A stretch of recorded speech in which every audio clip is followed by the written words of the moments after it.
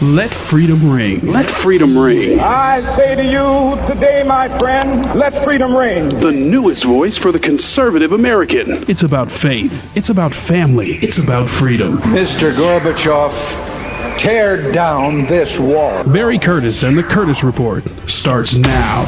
Thanks and welcome back to the Curtis Report. We appreciate you joining us. I'm your host, Barry Curtis, where we talk about family, faith, and freedom here on the Curtis Report, your weekly program. Look, you can follow along with us on our website.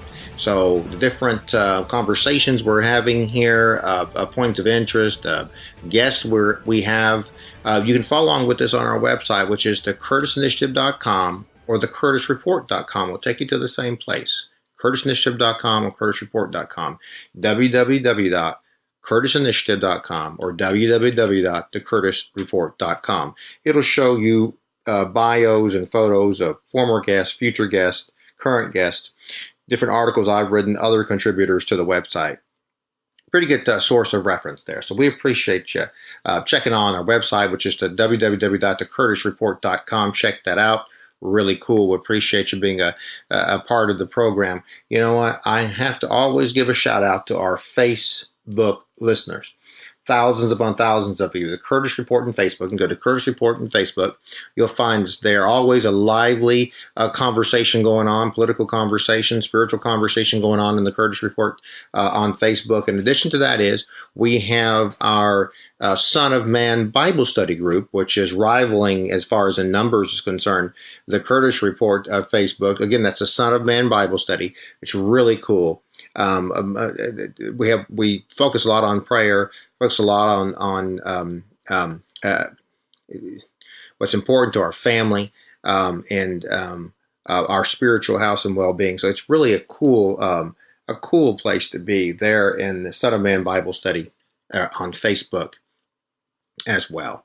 No matter how you're listening to us, either on the website or a call letter station, we appreciate you being a part of the CurtisReport.com. It's usually probably on Christian Talk Radio. You're listening to us. Again, we welcome you to the Curtis Report. Appreciate you being a part of. 50 plus years ago, 50 plus years ago, the so-called war on poverty began. 1964, Lyndon Johnson proclaimed what he said was going to be the war on poverty, to abolish poverty in this country. During 1964, he said that this administration today, here and now, declares unconditional war on poverty in America. Unconditional war on poverty in America. It's clear from about every indication that Lyndon Johnson, because Lyndon Johnson was from the old school.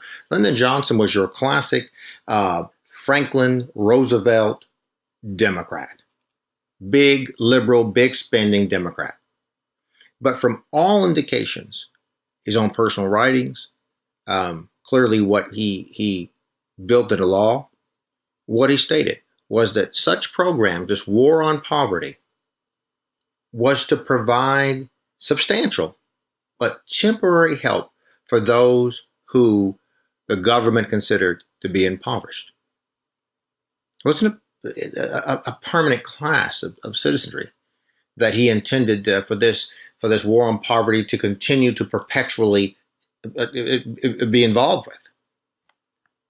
Big liberals perverted that, and he may have used that to his political advantage, but this war on poverty started some 50 plus years ago.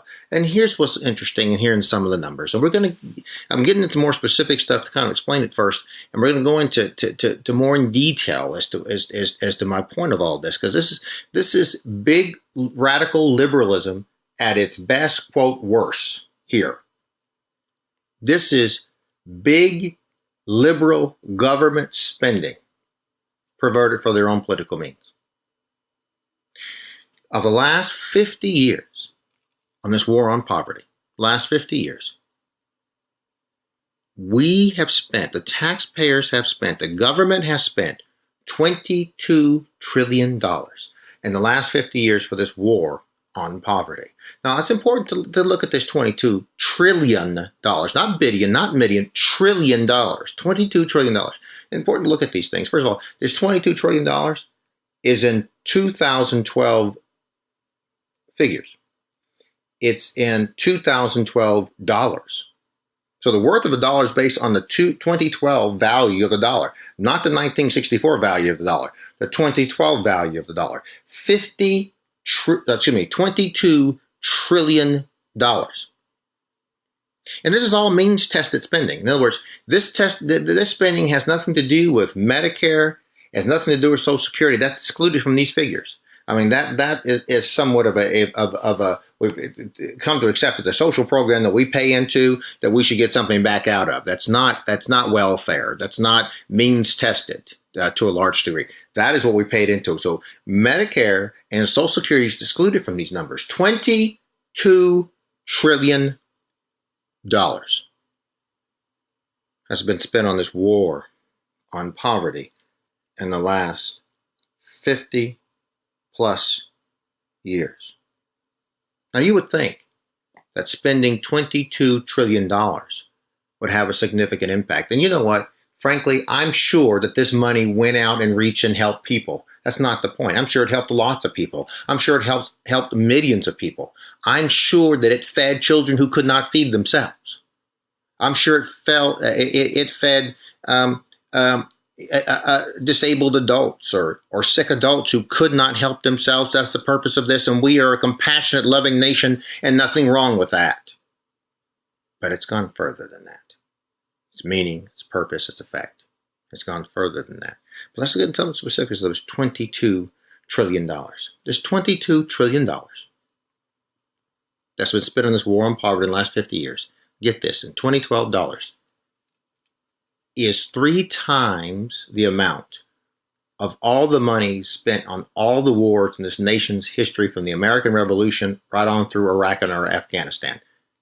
3 times the amount we've spent on every single war this nation has fought since the American Revolution. $22 trillion. What's the effect of that? You would think that after $22 trillion, we would have a sizable effect on, what are we getting for our money, basically? Are we winning the war on poverty? According to the government's own estimates, we're not. In 1967, about 14% of the nation's population was considered impoverished, at or below the poverty level. 14%. That's in 1967. In 2014, last year, roughly 14% of the nation's population was considered impoverished, at or below the poverty level. The percentages are the same. Unfortunately, because of the increase in the population of this nation, the number of people is grossly more. But the percentages are the same. After $22 trillion, the percentages of means-tested programs, those people we've determined are too poor to accept personal responsibility on their own of taking care of themselves and their family, have been judged too poor to do that. We've spent money on them. Not that they needed it, not that they wanted it, not that they could have existed without it, but the government has determined that based on means-tested program, we're going to get to here in a minute, means-tested program, $22 trillion has been spent on folks. $22 trillion. This is classic, big, liberal, progressive government at its worst, best, / whatever you want to call it. We can get more into this here in just a second here and kind of see how the liberal left has perverted this and the effect it's had, particularly the minority community. It continues to have generationally on the minority community. We're going to take a quick break and we'll be back in just a moment with more of the Curtis Report.